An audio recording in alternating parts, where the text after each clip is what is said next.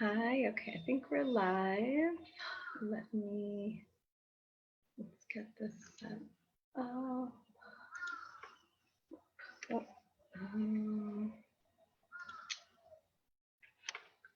Okay, I'll share my screen.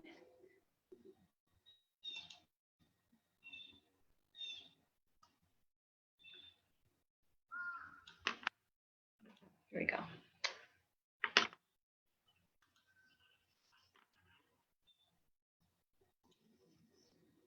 All right.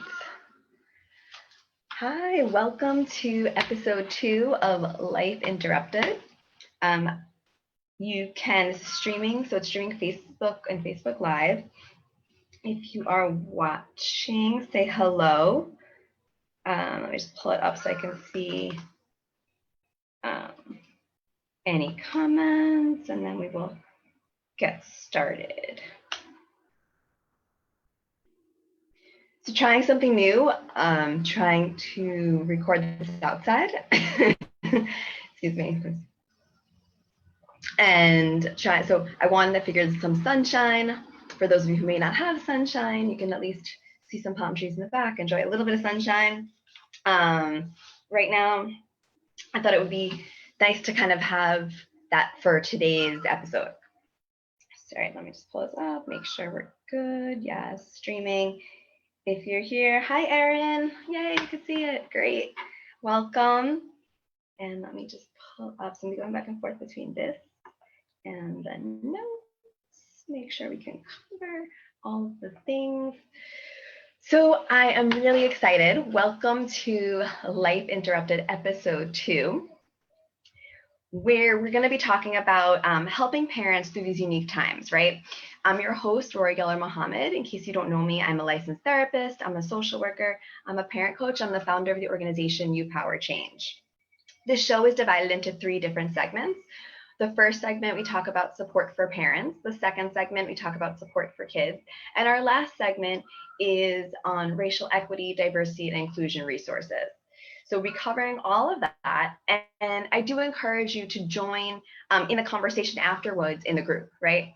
So we'll have this live. We'll come every Wednesday at 8 p.m. and Sundays at 9:30 a.m. Eastern time. We'll be doing it live in the Facebook group, the Multiracial Parenting Network, and we'll also be posting it on YouTube. So if somebody sees this when you're not in the group, feel free to come on in and continue the conversation. And you'll see what I mean by that in a little while. So today we're starting with support for parents. And what I wanted to talk about was anxiety. Actually, let me close this. Stop this share. All right.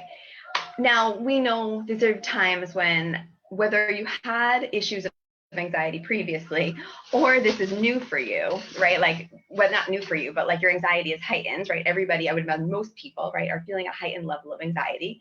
And a lot of times that can increase and decrease on different times. When we feel anxious, we may also, sometimes we take it out on people that are close to us, not even realizing it, right? We might be more irritable. We might have less patience. We might just feel really overwhelmed with stuff. And that can come out when we're with our kids as well, right? So it's important that, yes, the anxiety is normal. Of course, a level of heightened anxiety is normal right now, but we also want to have ways to put it in check and level it out and feel that we can, to some extent, have some control over our emotions, right? Because it's not, your body can't sustain this heightened level of anxiety for weeks and weeks and weeks, right? It's going to be, you're be exhausted. You're not going to be able to parent in the way you want to if you stay at that high level. So yes, it's okay, feel all your emotions, let that happen. But let's talk about some ways that when we have this heightened anxiety, that we can kind of find some grounding for it. So what I'm going to share with you today is a couple of grounding exercises that you can use to help. I'm actually going to post this link for the worksheet. I did not create this worksheet, so anybody can access it, but I do think it's a great worksheet, and I have used it with a lot of clients. And I actually, if you had joined, I had when this first happened, I'd done a support group. If you had joined that group, this was shared in there.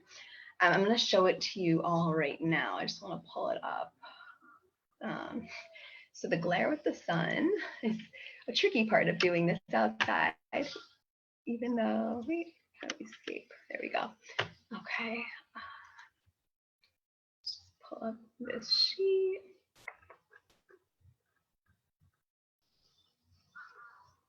Here it is.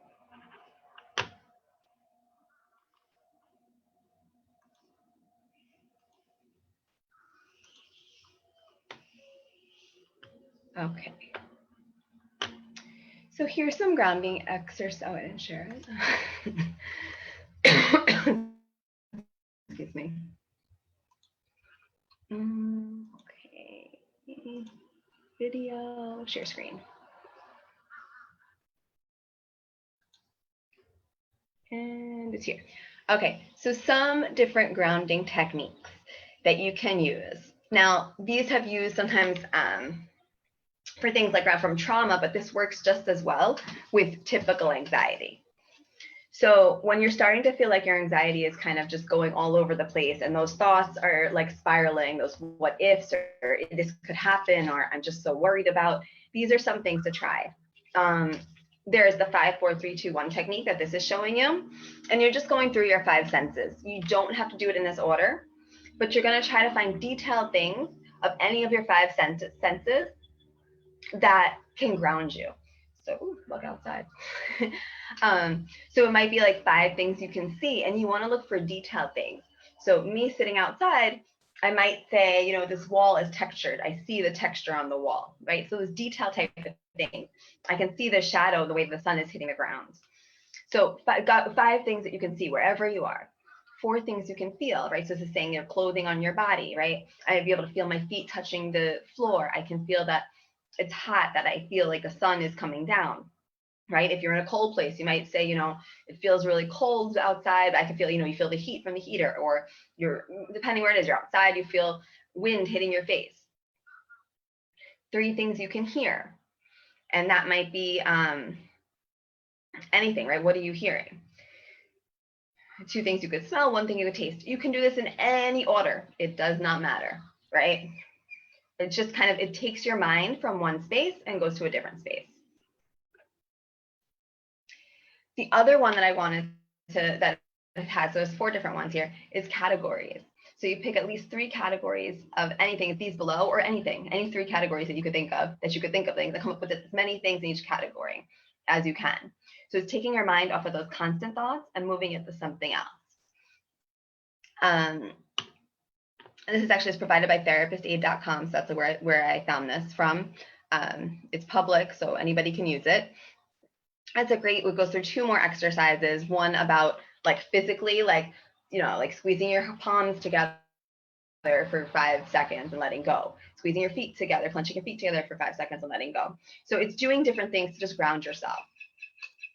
If you have any questions, feel free to ask any questions. I'm trying to follow in both places. Still working on that skill, I feel like. But I think these are really great to just kind of ground yourself. If you feel like you're spiraling out of control, this will help to kind of bring a sense of calm, bring you back to the present, which is what we want to get a sense of control, right? What happens with anxiety is we want to try to regain a sense of control. Anxiety spirals when we feel like we don't have any control, which often happens, right, when we are in a situation of pandemic. So it's how do we find control within this time? And I'm trying to get out of... I will post this link in the group with the video, so you guys have access to it as soon.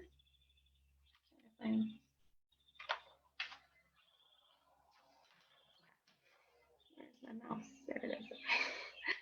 I'm gonna find my mouse. I want to stop the share. There we go. All right. So moving on to the next thing. If you have any questions, feel free to stop me at any point, ask questions. Here we are. All right, so that's what we have for parents, right? That's something that can help parents. Not to say you can't use it with your kids, go ahead. You can use it with your kids. Your older kids, this probably would work as well. Not younger ones, probably, I mean, maybe, depend, like if you could also use it with your children. Just modify it for that age. Support with kids. So when we think about ways that we're supporting our kids, what I wanted to talk about today was, I've heard a lot of people kind of talking about the struggle with parents having to overnight kind of become the primary educator as opposed to a teacher that would typically be giving the work, and the parent would just kind of be the support person to it, right? So for anybody who was not already doing homeschooling, it's a big switch, right? Because you're really having to guide your child. Some people have talked about kind of their kids either being like resistant to doing the work, feeling really frustrated with it, not really being engaged, which there can be plenty of reasons, right? Part of it's the transition, it's having to adjust to a new schedule, it's missing their friends, right? There's lots of emotions. But what I want to talk about today is how can we help our kids get on board? We take off the pressure, right? But get on board with having to do some of maybe the academic stuff if that's something that your child is struggling with. If it's something that you feel that they need to work on and they're really falling behind on. And it might not even be what the teacher's assigning. It might just be like, my kid is watching TV all day. I need to get them to do some work right now, or to learn something outside of that. And you could do this at any time, right? It doesn't have to be during the school hours or whatever your school class hours are, your work schedule, right? So you're finding time to do this. But I know it can be a big stressor when like the parent, when you want your kid to get something done and they're not getting it done, or they're not getting it done on the right timeline, or they're just not interested, or they're just tired and don't want to do that. So here's a technique to try. And this is also coming from, like, I have worked as a school social worker for many years. And when I worked with those kids and those parents, a lot of times I worked for a while in alternative school. So those are kids who are already disengaged coming into a school setting where we're trying to re-engage them. So the thing that you want to think about when you're trying to re-engage your kids in school is, how can you make them care about this, right? Why should this be interesting to them? If it's not an automatic thing, if they aren't automatically interested. So how do you make it fun? How can you make it of interest? So here's some things I'm going to do younger kids and older kids. For younger kids, when you think about getting them excited about it, something like that, one thing to try is whatever it is, whatever topic it is, putting whatever they're trying to study or recognize, hiding it around the house like a scavenger hunt, right? Even for younger kids, if you have young like me, like 4 or 5 even, you can hide, like we did sight words. So we were learning sight words. Nobody wants to sit and like look at sight words, right? Your child probably doesn't want to do that. But if you write on a little piece of paper and you hide little pieces of paper all over and they have to go find them, they love that, right? It's a game, right? You're turning it into a game. And it's also not very time consuming, right? It's going to take you a few minutes. It will be over quickly. But they're learning in that process. So every time they find the word, they have to, which word is that? And you can prompt them, you can ask them. You can also make we called it like a treasure map, but it's really like clues, like scavenger hunt clues, right? You can use the words in the sentence and then you hide it with it's like a clue. For bigger kids, let's say it was science or something like that, you might want to put whatever it is somewhere around the house and just give the clue of what the word is that they need to find. So you're just doing it in a different way to make it more exciting. It's just to engage them, to make it fun. Older kids, obviously, they're not going to want to go looking through the house for paper. So we want to think about what can we do for older kids. And when we think about how do we get them from where they are to really be engaged and be interested and be excited about what it is, you have to find something that it overlaps what either their interests are or their natural talents are. So think about the strengths of your child. Think about what your child enjoys and ways that you can overlap some of that stuff. So if your child really enjoys painting, then you might want to take that science, that English, that math work, and instead create it into something that they can use for painting, right? That whatever the topic is, and give it to them that way. You might want to, if your child is very sports related, right? Right now, sports, like you can't really go out. I mean, you're not really going outside to play sports. You might want to talk about, well, like if it's physics or something like that, how can you engage them and crisscross it over something that's interesting? Why should they care about it? How can you make it? Maybe there's somebody who like entrepreneurship, right? Maybe they want to do that type of thing. Think about where their interests lie and figure out a way to overlap it to that. It may mean that it takes longer, right? They may not, if the teacher assigns an assignment, they may not get to it right away because they have to do sort of this other 1 or 2 or 3 steps in order to feel the engagement, in order to become re-excited about it, in order to even be interested in what that worksheet is. So it can take longer and you should be aware of that. But I also feel like we have to, especially now, release some of our expectations around time. And that's easily, you could communicate that with the teacher as well, right? Here's some of the things, what do they think, and talk to the teacher about that. If you, let's say, okay, this is the other thing that I know can happen, right? You may have an assignment and you're like, my kid doesn't want to do this, I don't know how to get them to focus on it. Well, that's why we have this community, right? Throw out what's going on and let's brainstorm different ways that maybe other people, we can share ideas of how to engage your child in the subject. Also, if you are doing something that's working, please share, because other parents might want to use that same activity. So that's an idea of doing that. But I know, like, sometimes we just feel like we just don't have any more brain capacity. Like, you know, you're working all these hours, you're doing the best you can with the parent stuff, and it's just really, really overwhelming. You're at your limit. You don't have another ounce of anything in your brain to think of how to create this that could make interest. Pop it in the group and get some ideas. Don't feel like you have to do it on your own. Reach out for support and help. All right, the next thing that we're going into is our racial equity, diversity, and inclusion segment for resources. So I am going to share with you, actually, I'm going to share the article with you. Two things. I'm going to share, for those of you, the actress Taraji P. Henson, right? She started a foundation focused on mental health, and right now they're offering free virtual therapy for underserved communities, and they also have a directory of mental health providers and programs serving specifically the African American community, which is awesome, right? So I'm going to share with you the article that I came across it, and then I'm going to share the website with you so I could show you a few things and ways that you might be able to use it, or you might be able to recommend it to others who might be interested. Okay, let's just open it up. There it is.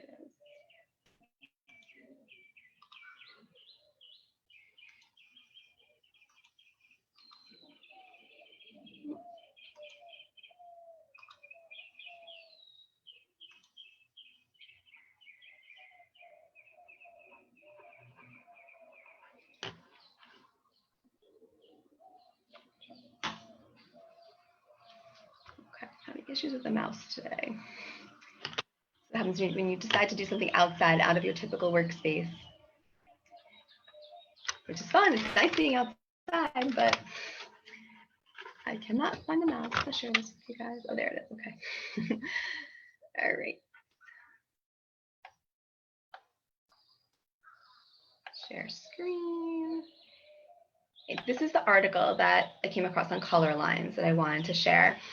So it's her foundation is offering free virtual therapy for underserved communities, which the awesome thing is they're doing 5 free sessions with a therapist, a licensed therapist.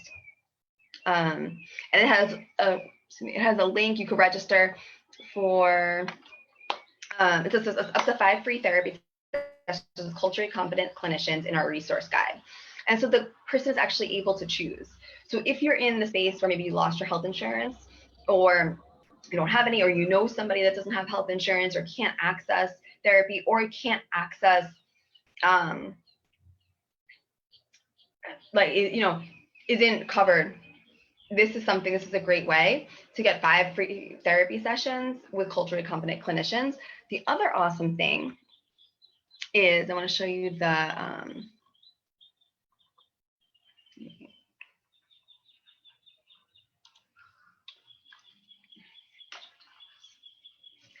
sorry guys, the mouse, I keep losing the mouse. I think it's the table. I didn't bring out a mouse pad or paper. It's not picking up. Here it is on the table. All right, and I will post these links also with this video, so you guys have it. Yeah. So it says the Boris Lawrence Henson Foundation, a nonprofit combating mental health issues in the Black community, wants to reach those struggling with life changes triggered by the COVID-19 pandemic. So for those of you who are Black or have Black family members, this is a great resource. Even for people who do have health insurance, oh, come on, where's this mouse? I wanted to show you the website because it has the directory. So the directory is therapists. So Right. So let's talk. Where's the...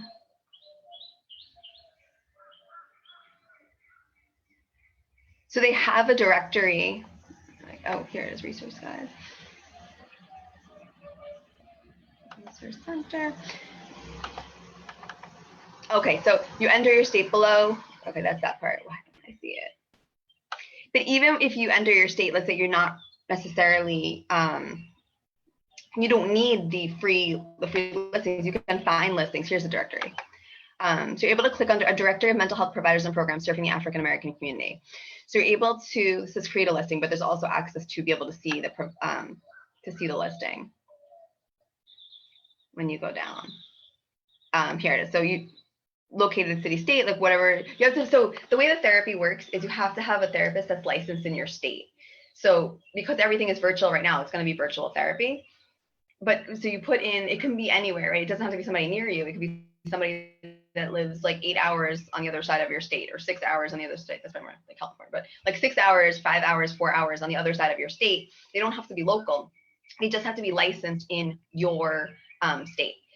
So this is a great resource if you're trying to find culturally competent therapy and you're part of the Black community, so I would say check it out. There's a ton. I was actually looking at it yesterday. There's a lot of therapists that are listed. I was looking at in my area, in Florida, and there was a lot in this area. So I recommend it. I recommend checking it out. I recommend supporting it if you can as well. And here you go. And it seems like an awesome resource. So I will post that and you'll have that information. If you have any questions, I just want to check Facebook. Anybody has questions? Oh, I see, Erin, you said you have snow. Oh no. Yes, right. So everybody's weather is different right now, but we are moving towards spring, right? It's April. We're going to get there. Just going to be a little patient with all of this. But yeah, so these are some great resources. I'm going to stop the share. There it is. For now. Okay.